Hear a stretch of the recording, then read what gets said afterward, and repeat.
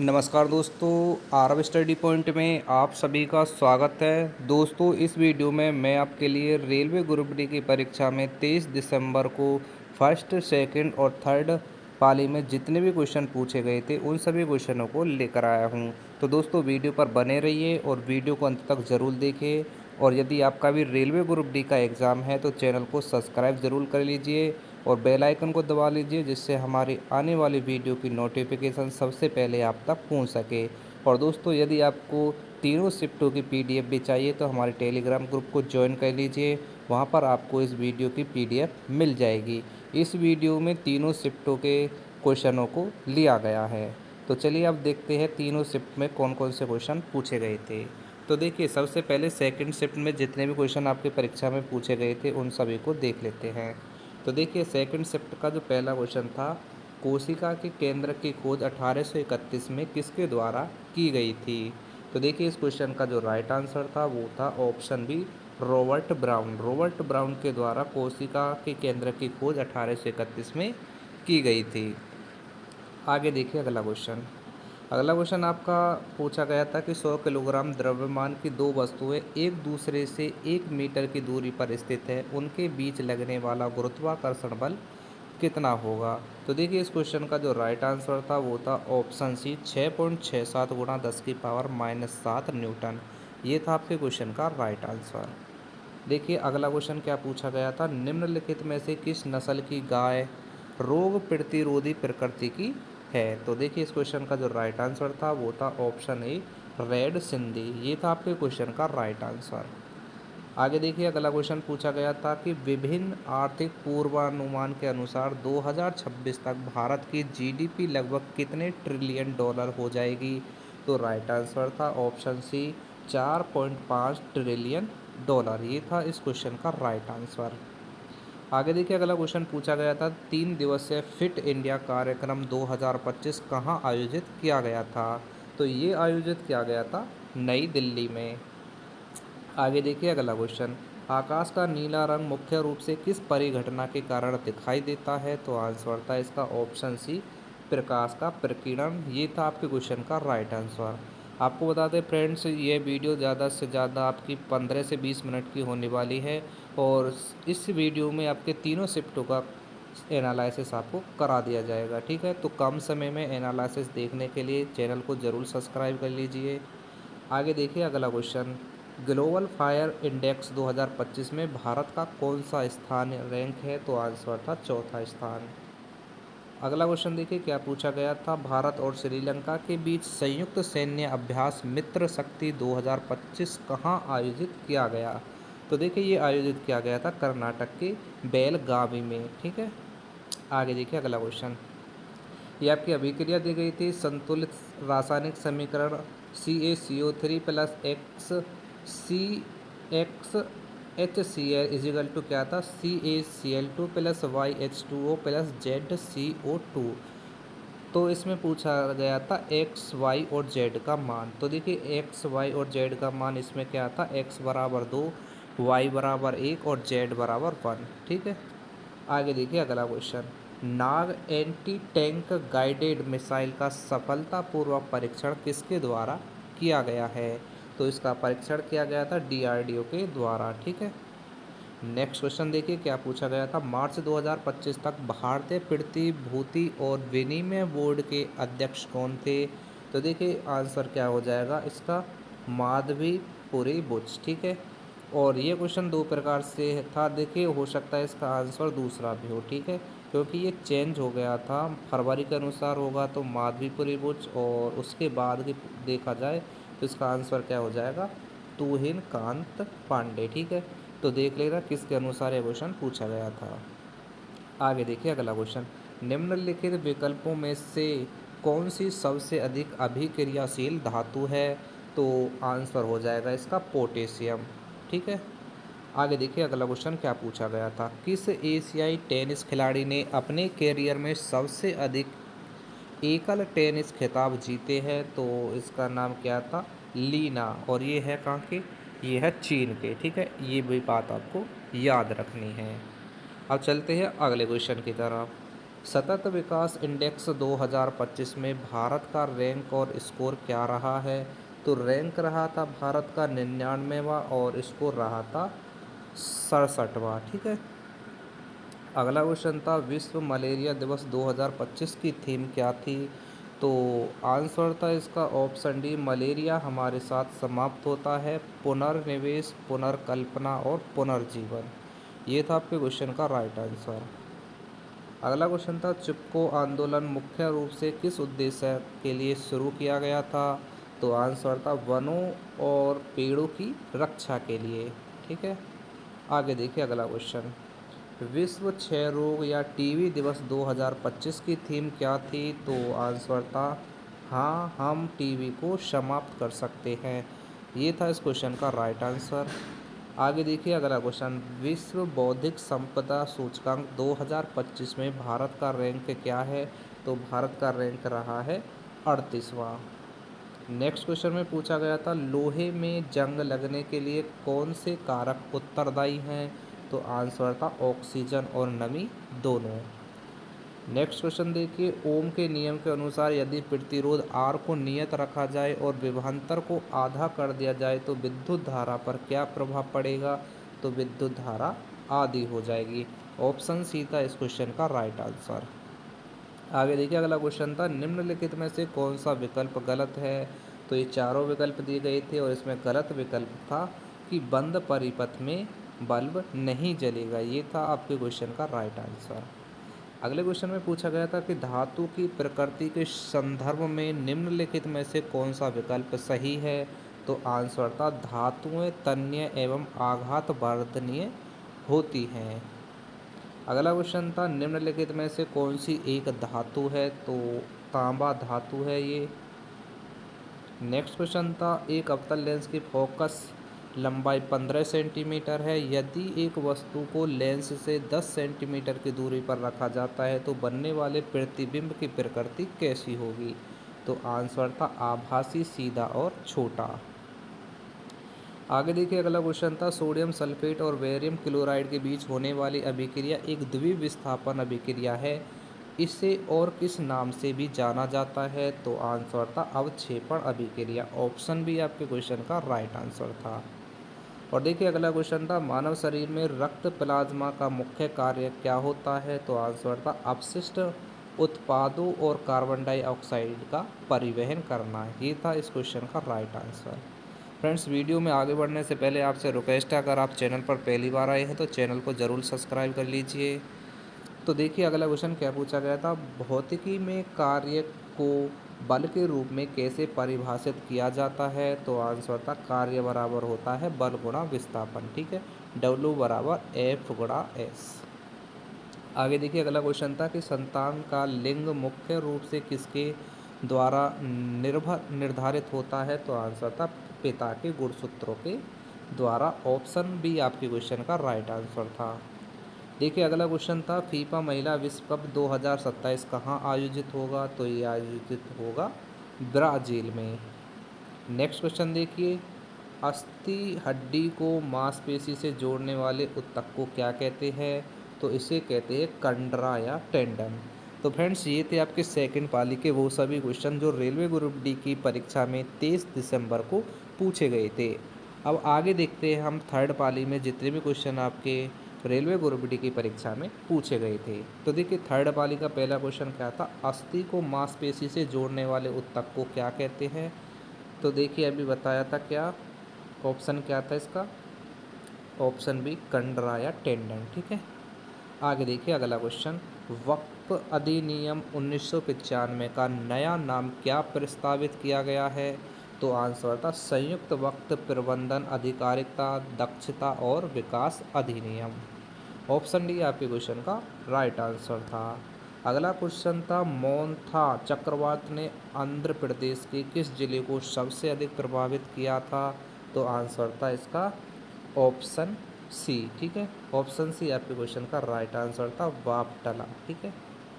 आगे देखिए अगला क्वेश्चन, पौधे में पेरेनकाइमा ऊतक का मुख्य कार्य क्या होता है? तो आंसर था भोजन का भंडारण करना। देखिए ये चैप्टर आपके लिए बहुत ही इम्पोर्टेंट है, हर शिफ्ट में देख लेना, पेरेनकाइमा से संबंधित क्वेश्चन आपका हर शिफ्ट में पूछा जा रहा है। ठीक है, आगे देखिए अगला क्वेश्चन, भारतीय रिजर्व बैंक के किस पूर्व गवर्नर को 2025 में प्रधानमंत्री नरेंद्र मोदी के मुख्य सचिव के रूप में नियुक्त किया गया है? तो इनका नाम क्या था? शक्तिकांत दास। ठीक है, ये आरबीआई के 25वें गवर्नर के रूप में नियुक्त किए गए थे। ठीक है, आगे देखिए अगला क्वेश्चन, यदि एक ध्वनि तरंग की आवृत्ति 330 हर्ट्ज और ध्वनि की चाल 330 मीटर प्रति सेकंड है तो तरंग दैर्घ्य का मान कितना होगा? तो आंसर था इसका ऑप्शन सी 1 मीटर। आगे देखिए अगला क्वेश्चन पूछा गया था, महिलाएं कॉपर टी का उपयोग किसके बचाव के लिए करती हैं? तो आंसर था गर्भधारण के लिए। नेक्स्ट क्वेश्चन देखिए क्या पूछा गया था, यांत्रिक ऊर्जा किसके योग के बराबर होती है? तो यांत्रिक ऊर्जा होती है गतिज ऊर्जा और स्थित ऊर्जा के योग के बराबर। नेक्स्ट क्वेश्चन में पूछा गया था कि इससे इसजेले को उनके किस उपन्यास के लिए 2025 का बुकर पुरस्कार प्रदान किया गया है? तो आंसर था फ्लैश। ऑप्शन बी इस क्वेश्चन का राइट आंसर था। अगले क्वेश्चन में पूछा गया था कि जब सोडियम सल्फेट और बेरियम क्लोराइड के विलयन आपस में अभिक्रिया करते हैं तो बनने वाला श्वेत अवक्षेप कौन सा पदार्थ है? तो आंसर था इसका option A sodium chloride. Sorry, यहाँ पर ऑप्शन क्या था? ऑप्शन बी था इसका बेरियम सल्फेट। ठीक है, आगे देखिए अगला क्वेश्चन, भारतीय रिजर्व बैंक ने आंध्र प्रदेश राज्य के लिए अपना नया क्षेत्रीय कार्यालय कहाँ स्थापित किया गया है? तो ये स्थापित किया गया है विजयवाड़ा में। नेक्स्ट क्वेश्चन में पूछा गया था, ELI स्कीम का संबंध मुख्य रूप से किस क्षेत्र से है? तो इसका संबंध है रोजगार से जुड़ी प्रोत्साहन योजना से। नेक्स्ट क्वेश्चन देखिए क्या आया हुआ था कि जून 2025 में जारी सतत विकास लक्ष्य सूचकांक में भारत की रैंक क्या है? तो भारत की रैंक थी 109। ऑप्शन बी आपके क्वेश्चन का राइट आंसर था। नेक्स्ट क्वेश्चन में पूछा गया था कि यदि 2 ओम, 6 ओम, 8 ओम, 10 ओम और 14 ओम के प्रतिरोध श्रेणी क्रम में जुड़े हैं तो तुल्य प्रतिरोध का मान कितना होगा? तो सभी को ऐड कर देंगे तो जोड़कर इसका मान कितना निकल के आएगा? 40 ओम। ठीक है, नेक्स्ट क्वेश्चन देखिए, जून 2025 में इंग्लैंड के खिलाफ टेस्ट मैच में किस भारतीय विकेट कीपर बल्लेबाज ने दोनों पारियों में शतक लगाया है? तो आंसर था ऋषभ पंत। ऑप्शन सी आपके क्वेश्चन का राइट आंसर था। आगे देखिए अगला क्वेश्चन, मार्च 2025 में अंतर्राष्ट्रीय ओलंपिक समिति की पहली महिला और पहली अफ्रीकी अध्यक्ष के रूप में किसे चुना है? तो इनका नाम क्या था? क्रिस्टडी कोवेंट्री। नेक्स्ट क्वेश्चन देखिए, यदि दो वस्तुओं के द्रव्यमान m1 और m2 को दुगना कर दिया जाए तो सार्वत्रिक गुरुत्वाकर्षण नियतांक g का क्या प्रभाव पड़ेगा? तो आंसर था g का मान अपरिवर्तित रहेगा। ऑप्शन सी इस क्वेश्चन का राइट आंसर था। तो देखिए क्वेश्चन क्या था कि जब एक चलती हुई गाड़ी अचानक रुकती है तो उसमें बैठा व्यक्ति आगे की ओर झुक जाता है, तो यह न्यूटन के किस नियम के कारण होता है? तो आंसर था न्यूटन का प्रथम नियम। ऑप्शन ए आपके क्वेश्चन का राइट आंसर था। अब देखिए अगला क्वेश्चन क्या पूछा गया था कि यदि किसी वस्तु को उत्तल लेंस के मुख्य फोकस पर रखा जाए तो उसका प्रतिबिंब कहाँ पर बनेगा? तो आंसर था अनंत पर, वास्तविक और अत्यधिक आवर्धित। ठीक है, नेक्स्ट क्वेश्चन देखिए, नेक्स्ट क्वेश्चन था कि अवतल दर्पण की फोकस दूरी का चिन्ह कैसा होता है? तो आंसर था ऋणात्मक। ठीक है, ऑप्शन बी आपके क्वेश्चन का राइट आंसर था। अगला क्वेश्चन क्या पूछा गया था, देखिए अब जो आपके ये क्वेश्चन स्टार्ट होते हैं ये आपके फर्स्ट पाली में जितने भी क्वेश्चन पूछे गए थे वो सभी क्वेश्चन स्टार्ट होते हैं। ठीक है, 23 दिसंबर की फर्स्ट पाली के क्वेश्चनों को देख लेते हैं कौन कौन से थे। तो देखिए पहला क्वेश्चन था कि 3 किलोग्राम द्रव्यमान की एक वस्तु को 12 मीटर की ऊंचाई तक ले जाया जाता है यदि g बराबर 10 मीटर प्रति सेकंड स्क्वायर है और इसकी स्थिति ऊर्जा ज्ञात कीजिए। तो आंसर क्या था इसका? देखिए इसका आंसर होगा 360। ठीक है, ऑप्शन बी। ठीक है, इसको सही कर लेना, यहाँ पर मैं आंसर लगा देता हूँ 360। देखिए 360 कैसे आएगा, यहाँ पर स्थितिज ऊर्जा पूछी गई है और स्थितिज ऊर्जा का जो सूत्र होता है वो क्या होता है? वो होता है mgh। ठीक है, तो देखिए m का मान कितना दे रखा है 3 किलोग्राम, g का मान कितना दे रखा है 10। ठीक है, और h का मान कितना है यहाँ पर 10 बार है। ठीक है, यहाँ पर बोला है ना कि 12 मीटर की ऊंचाई है, तो देखिए 12 की 10 में गुणा करेंगे तो कितना हो जाएगा 120, और 120 की गुणा यदि 3 में करेंगे तो कितना निकल के आएगा 360। इसलिए इसका क्वेश्चन का जो आंसर हो जाएगा ऑप्शन बी हो जाएगा 360। ठीक है, अब चलते हैं अगले क्वेश्चन की तरफ। तो देखिए अगला क्वेश्चन क्या था कि यदि 15 ग्राम और 10 ग्राम के दो पदार्थ आपस में पूरी तरह से अभिक्रिया करते हैं तो प्राप्त उत्पादों का कुल द्रव्यमान कितना होगा, तो आंसर था इसका ऑप्शन सी 25 ग्राम। ठीक है, नेक्स्ट क्वेश्चन देखिए, HIV संक्रमण के संदर्भ में विंडो पीरियड्स का क्या अर्थ है, तो आंसर था संक्रमण होने और टेस्ट में वायरस या एंटीबॉडी का पता लगाने के बीच का समय। आगे क्वेश्चन में पूछा गया था कि किस घटना को गुरुत्वाकर्षण के नियम से नहीं समझा जा सकता है, तो आंसर क्या हो जाएगा इसका ऑप्शन डी, दो आवेशित कणों के बीच स्थिर आकर्षण बल। ये था इस क्वेश्चन का राइट आंसर। अगला क्वेश्चन था वर्ष 2025 में किस राज्य सरकार द्वारा शक्ति विधेयक की समीक्षा की गई और उन्हें पुनः चर्चा में लाया गया, तो आंसर था महाराष्ट्र। आगे देखिए अगला क्वेश्चन, 9 नवंबर 2025 को किस राज्य ने अपना 25वां स्थापना दिवस मनाया है, तो आंसर था इसका option C Uttarakhand. Next question में पूछा गया था एराविकुलम नेशनल पार्क ने किस लुप्तप्राय जानवर की संख्या को संरक्षित और सुरक्षित करने का निर्णय लिया है, तो आंसर था नीलगिरी लहर। अगले क्वेश्चन में पूछा गया था भारतीय विनियामक और विकास प्राधिकरण के जून 2025 में अध्यक्ष कौन थे, तो ये थे अजय त्यागी। ऑप्शन डी इस क्वेश्चन का राइट आंसर था। अगला क्वेश्चन ये था कि 12C6 और 14C6 की प्रोटॉन संख्या क्या है, तो आंसर था 6 और 6। ठीक है, अगला क्वेश्चन था NaCl सोडियम क्लोराइड का कुल आणविक द्रव्यमान कितना होगा, तो आंसर था 58.5। ऑप्शन सी इस क्वेश्चन का राइट आंसर था। अगला क्वेश्चन था गहरी धूल की सफाई के लिए साबुन का उपयोग क्यों किया जाता है, तो आंसर था ऑप्शन डी, यह सफाई के लिए मिशेल बनाता है।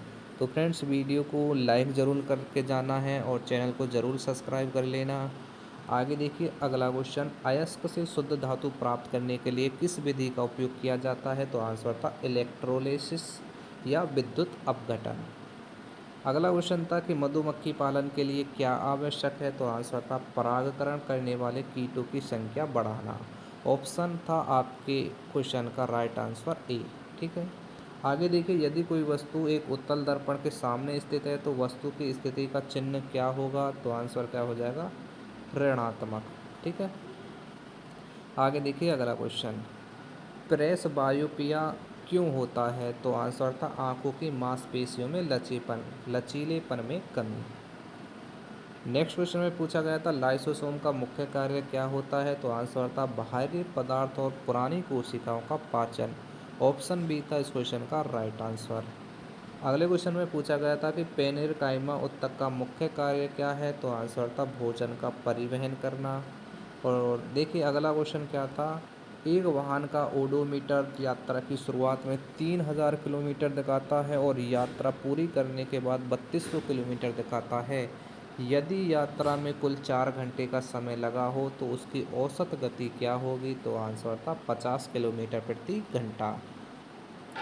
अगले क्वेश्चन में पूछा गया था त्वरण किसके बराबर होता है, तो ये होता है A बराबर V-U/T के बराबर। आगे क्वेश्चन में पूछा गया था सिरका किसका 5.8% मिश्रण है, तो ये मिश्रण है एसिटिक एसिड का।